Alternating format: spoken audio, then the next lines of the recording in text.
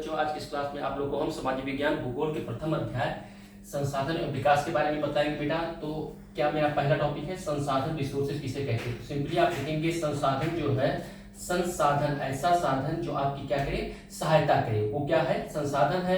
तो डिफिनेशन में हम लोग देखेंगे बेटा कि पर्यावरण में उपलब्ध प्रत्येक वस्तु जो हमारी आवश्यकताओं को पूरा करने में प्रयोग की जाती है, जिसको बनाने के लिए हमें किसकी प्रौद्योगिकी अर्थात टेक्नोलॉजी उपलब्ध हो, संसाधन कहलाते हैं। तो विदाउट टेक्नोलॉजी, पहले सिंपली हम लोग समझे थे जो भी चीज हमारी आवश्यकताओं को पूरा करती है उसे संसाधन कहते हैं, लेकिन वर्तमान समय में बिना टेक्नोलॉजी के हम किसी भी चीज को संसाधन आसानी से नहीं कह सकते। तो सिंपली आप समझे कि संसाधन राष्ट्र के अर्थव्यवस्था के आधार का निर्माण करते हैं। जैसे घर बनाने के लिए हमको बेस तैयार करना रहता है, नींव बनाना रहता है, वैसे ही किसी भी राष्ट्र की अर्थव्यवस्था सिंपली किसके ऊपर निर्भर है, वो संसाधन के ऊपर निर्भर है। अभी आज हमारे पास तकनीक था, टेक्नोलॉजी था, उस टेक्नोलॉजी के आधार पर आज हम कहाँ पे, चांद पर भी पहुंच गए हैं। तो ये टेक्नोलॉजी की देन है कि हम चांद पे पहुंच चुके हैं। तो इसके लिए संसाधन को, अगर हम कहीं पे भी कोई चीज उपलब्ध हो तो हम ये उसको एकाएक हम उसकी खुदाई या जांच नहीं कर सकते कि यहाँ पर हमारा खनिज संसाधन है कि नहीं है। वास्तव में पहले उसका हम सर्वे करेंगे और सर्वे करने के पश्चात यदि वहां पर संसाधन उपलब्ध होंगे तभी हम उसका क्या करेंगे, खुदाई करेंगे। पहले के जमाने में हमको सूचना को भेजने के लिए एक स्थान से दूसरे स्थान पर सूचनाओं को भेजने के लिए कई दिन लगते थे, और आज वर्तमान समय में क्षण भर में हम सूचनाओं को एक स्थान से दूसरे स्थान पर भेज सकते हैं। तो वो किस लिए, क्योंकि हमारे पास टेक्नोलॉजी और प्रौद्योगिकी है। तो सिंपली संसाधन रूपांतरण प्रक्रिया, अभी हम लोग देखेंगे बेटा कि संसाधन रूपांतरण प्रक्रिया क्या है। तो संसाधन रूपांतरण प्रक्रिया में मानव, प्रकृति, प्रौद्योगिकी, आर्थिक विकास और संस्था, ये सभी इसके ऊपर मिल करके क्या करते हैं, संसाधन रूपांतरण की प्रक्रिया को बनाते हैं, जिसमें आपका मुख्य रूप से जो केंद्र होता है, वो केंद्र में क्या होता है, आपका मानव। केंद्र में जो होता है आपका मानव होता है, और मानव और बाकी जो 3 पॉइंट होते हैं, पहला क्या होता है आपका प्रकृति होता है, दूसरा प्रकृति, पहला प्रकृति हो गया, दूसरा आपका क्या हो गया, प्रौद्योगिकी। क्या हो गया बेटा, प्रौद्योगिकी। और प्रौद्योगिकी पश्चात जो तीसरा पॉइंट होगा, इसमें क्या होगा, प्रौद्योगिकी के पश्चात जो तीसरा पॉइंट होगा आपका क्या होगा, संस्थाएं होंगी, संस्थाएं। तो मानव ही किसी भी संसाधन का धुरी है। यदि मानव नहीं है तो प्रकृति में कोई भी संसाधन उपलब्ध हो वो किसी काम का नहीं है। तो आप ऐसे कह सकते हैं कि मानव और प्रकृति एक ही सिक्के के दोनों पहलू हैं, कि मानव के बिना प्रकृति में उपलब्ध संसाधन किसी काम का नहीं है। यदि प्रकृति में संसाधन भी उपलब्ध नहीं है, मानव नहीं है, तो वो भी किसी के काम का नहीं है। तो मानव क्या करता है, अपनी बुद्धि, अपने विवेक के आधार पर मानव जो है प्रौद्योगिकी के द्वारा, टेक्नोलॉजी के द्वारा क्या करता है कि प्रकृति अथवा पर्यावरण में कोई ना कोई परिवर्तन करता है। और परिवर्तन करने के उपरांत क्या होता है कि किसी भी राष्ट्र की आर्थिक विकास की गति को वो क्या करता है, तीव्र करके राष्ट्र के विकास में अपनी भागीदारी निभाता है, और भागीदारी निभाने के पश्चात उस संस्थाओं का क्या करता है, निर्माण करता है। तो पहले ही हमने डिफिनेशन लिख दिया था बेटा कि संसाधन किसी भी राष्ट्र की अर्थव्यवस्था के आधार का निर्माण कराते हैं। तो उसके पश्चात आप देखिए बेटा, अगला मेरे जो टॉपिक है संसाधनों का वर्गीकरण, कि संसाधनों का वर्गीकरण हम कितने प्रकार से कर सकते हैं। तो संसाधनों का वर्गीकरण मुख्य रूप से कितने प्रकार से कर सकते हैं, 4 प्रकार से। आप देख रहे हैं 1, 2, 3 और 4। तो पहला जो है हमारा उत्पत्ति के आधार पर। तो उत्पत्ति के आधार पर, उत्पत्ति में कब उसकी शुरुआत हुई, तो उत्पत्ति के आधार पर आप देखेंगे संसाधन मुख्य रूप से 2 प्रकार के होते हैं, जैव संसाधन और अजैव संसाधन। जैव संसाधन, जैव संसाधन ऐसे संसाधन है जो क्या है कि जैव मंडल में उपस्थित होते हैं। जैव संसाधन ऐसे संसाधन है जो जैव मंडल में उपस्थित होते हैं, उन्हें हम जैव संसाधन कहते हैं, जिसमें मनुष्य प्रमुख होता है। मनुष्य है, प्राणी जात है, वनस्पति जात और पशुधन, ये सभी हमारे लिए कौन से संसाधन है, जैव संसाधन है। दूसरा जो संसाधन है वो आपका कौन सा है, अजैव संसाधन है। अजैव संसाधन ऐसे संसाधन है, ये भी प्रकृति में उपलब्ध होते हैं, लेकिन इसमें विकास और वृद्धि नहीं होती है, जबकि जैव संसाधन में विकास और वृद्धि होती है, जैसे चट्टानें, धातुएं, ये सभी आपके लिए महत्वपूर्ण क्या है, संसाधन है, कि चट्टान और धातुएं ये आपके लिए संसाधन के रूप में उपलब्ध है। दूसरा आपका क्या है, समाप्तता के आधार पर। समाप्तता के आधार पर जो संसाधन होते हैं वो भी मुख्य रूप से कितने प्रकार के होते हैं, 2 होते हैं।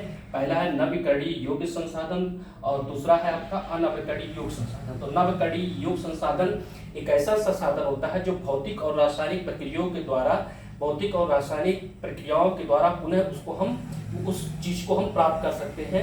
उसमें जैसे आपका पवन ऊर्जा है, जल है, सौर ऊर्जा। पवन ऊर्जा जो है वो रेगुलरली हम किसके, भौतिक और रासायनिक प्रक्रियाओं द्वारा प्राप्त कर सकते हैं। जल विस्थापित होते हैं तो जल को प्राप्त कर सकते हैं, और जो तीसरा है आपका सोलर ऊर्जा, सोलर ऊर्जा को भी हम प्राप्त कर सकते हैं। अनअपकरणीय संसाधन ऐसे संसाधन है जिसको भौतिक और रासायनिक प्रक्रियाओं के द्वारा हम प्राप्त नहीं कर सकते, जैसे कोयला, पेट्रोलियम, प्राकृतिक गैस। इन सभी को बनने में लगभग लाखों वर्ष लग जाते हैं। कोयला, पेट्रोलियम, प्राकृतिक गैस को बनने में लाखों वर्ष लग जाते हैं और इनको हम एकाएक पुनर्चक्रण की प्रक्रिया द्वारा हम प्राप्त नहीं कर सकते। आप उदाहरण देखें कि कोयला, पेट्रोलियम, प्राकृतिक गैस अभी आपको आसानी से उपलब्ध हो जाते हैं और इसी पेट्रोलियम में एक आपका मिट्टी का तेल था, अब वर्तमान समय में वो आपको आसानी से उपलब्ध नहीं हो पाता है। स्वामित्व के आधार पर आप देखेंगे संसाधन आपके कितने प्रकार के होते हैं, 4 प्रकार के। व्यक्तिगत संसाधन, सामुदायिक संसाधन, राष्ट्रीय संसाधन और अंतरराष्ट्रीय संसाधन। स्वामित्व के आधार पर आप 4 हो गए, व्यक्तिगत, सामुदायिक और राष्ट्रीय और अंतरराष्ट्रीय। तो पहला आपका व्यक्तिगत संसाधन। व्यक्तिगत संसाधन ऐसा संसाधन होता है जो किसी विशेष व्यक्ति का होता है, जैसे जमीन है, घर है, आपका तालाब है, आपका बगीचा, ये सभी आपके लिए एक संसाधन है। तो व्यक्तिगत संसाधन वो किसी एक व्यक्ति का हो सकता है। दूसरा क्या है आपका सामुदायिक संसाधन। सामुदायिक संसाधन एक ऐसा संसाधन होता है जो किसी एक व्यक्ति ना का होकर के बल्कि सभी का होता है। जैसे सड़क है, सड़क किसी एक व्यक्ति का नहीं है, ये आपके लिए संसाधन है क्योंकि इसी पर हमारा आवागमन या परिवहन होता है। नहर है वो किसी एक व्यक्ति का ना होकर के बल्कि समुदाय का होता है। रेल है किसी एक व्यक्ति का ना होकर के सभी का हो सकता है। उसी प्रकार से शमशान घाट है वो किसी एक व्यक्ति का न होकर के बल्कि सभी का हो सकता है। राष्ट्रीय संसाधन।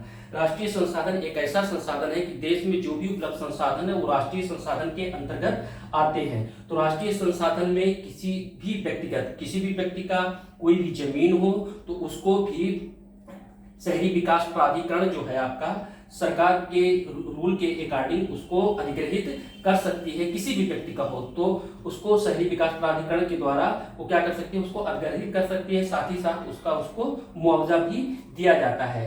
अब जो भी आपका 12 समुद्री मील तक महासागरीय क्षेत्रों में जो भी संसाधन है या जो भी ये 12 समुद्री मील महासागरीय क्षेत्रों में जो भी संसाधन है वो आपके राष्ट्रीय संसाधन है। और बाकी जितने आपके खनिज, रेल और पानी, ये जितने भी संसाधन है वो राष्ट्रीय संसाधन आपके लिए है। चौथा क्या है आपका अंतरराष्ट्रीय संसाधन। अंतरराष्ट्रीय संसाधन एक ऐसा संसाधन है जो किसी एक राष्ट्र का ना होकर के बल्कि वहां पर कि 200 समुद्री मील से दूर जितने भी 200 समुद्री मील से दूर, तट रेखा से 200 समुद्री मील से दूर जितने भी संसाधन है वो क्या है आपके अंतरराष्ट्रीय संसाधन है। वो सभी राष्ट्रों की सहमति के आधार पर उस संसाधनों का हम प्रयोग कर सकते हैं। तो ऐसे संसाधनों को हम अंतरराष्ट्रीय संसाधन कहेंगे। जो चौथा है आपका विकास स्तर के आधार पर। तो विकास स्तर के आधार पर आपके 4 प्रकार के संसाधन होते हैं बेटा।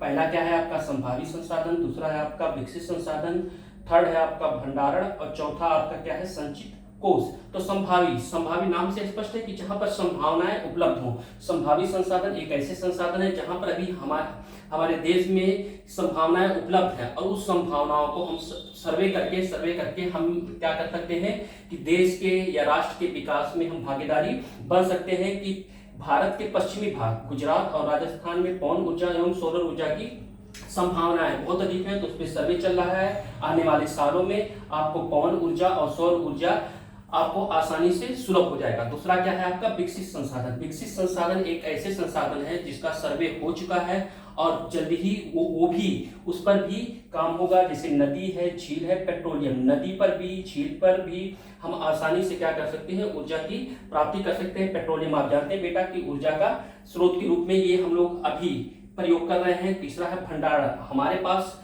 राष्ट्र में ढेर सारे भंडार हैं और उस भंडार में हम देखेंगे कि जो आपका जल है, पानी है, वो हाइड्रोजन के दो यौगिक और ऑक्सीजन से मिलकर बना हुआ है, जिसको सिंपली आप कहते हैं H2O, 2H होता है और 1 क्या होता है ऑक्सीजन। तो हाइड्रोजन को हम ऊर्जा के रूप में आने वाले भविष्य में हाइड्रोजन को ऊर्जा के रूप में भी हम प्रयोग कर सकते हैं। संचित कोष, जो कोष है ये भी भंडारण के ही संदर्भ में आता है कि संचित कोष, जो आपके पास कोष उपलब्ध हो उस कोष में जैसे नदी है, झील है, बांध है, यहाँ पर इनको भी हम नदियों पर, झीलों पर और बांधों पर भी को हम सर्वे के द्वारा या टेक्नोलॉजी के द्वारा हम क्या कर सकते हैं कि हम ऊर्जा की प्राप्ति कर सकते हैं। तो बेटा आज की इस क्लास में हम लोगों ने अध्याय प्रथम भूगोल के संसाधन और विकास के बारे में पढ़ा, जिसमें मेरी जो टॉपिक की क्या बेटा था कि संसाधन किसे कहते हैं, संसाधन रूपांतरण की प्रक्रिया किस प्रकार से होती है, और साथ ही साथ संसाधन के वर्गीकरण को